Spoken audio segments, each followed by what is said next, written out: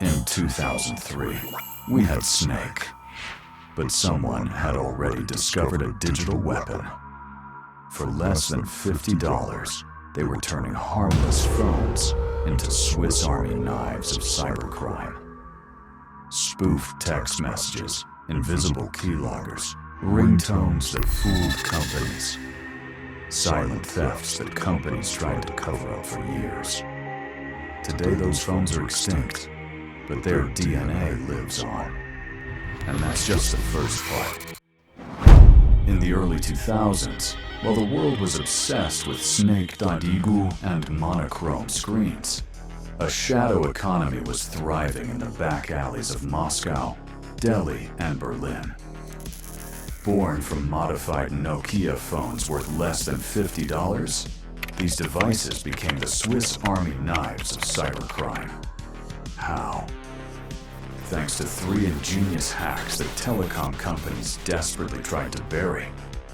The first trick was SMS spoofing, a vulnerability in the SS7 protocol that allowed hackers to impersonate any number.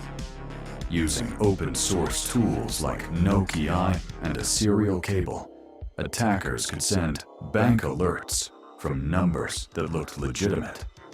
Real case. In 2006, a Lithuanian gang drained bank accounts by spoofing two-factor authentication SMS messages from European banks. The weak link? The firmware of Nokia's Series 40 phones didn't verify sender IDs, but the real masterpiece required soldering skills. By installing a $3 PIC microcontroller beneath the keypad, as shown in this FBI evidence photo from 2007, every keystroke was recorded directly onto the SIM. The modification survived even factory resets. According to forensic reports, Indian scammers used this method to target politicians for a full 14 months before being caught. Then came the evolution. With a special ringtone, Nokias could fool telecom providers. An internal AT&T document shows that in 2004, this trick enabled over 12,000 hours of free calls. The stroke of genius? You could store up to 10 of these magic ringtones on the same phone. Symbian malware, the Kabir virus, discovered in 2004, spread from Nokia to Nokia via Bluetooth. It was the world's first mobile worm, self-replicating like a computer virus, but for phones. The trick? It hid inside files named caribe.sys and drained the battery within hours. Proof that even back then, smartphones could be infected.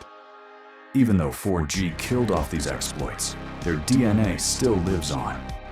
SIM swap scams, descendants of SMS spoofing, stalkerware, evolved from early keyloggers. To understand tomorrow's threats, we need to study these digital fossils. Subscribe for part 2.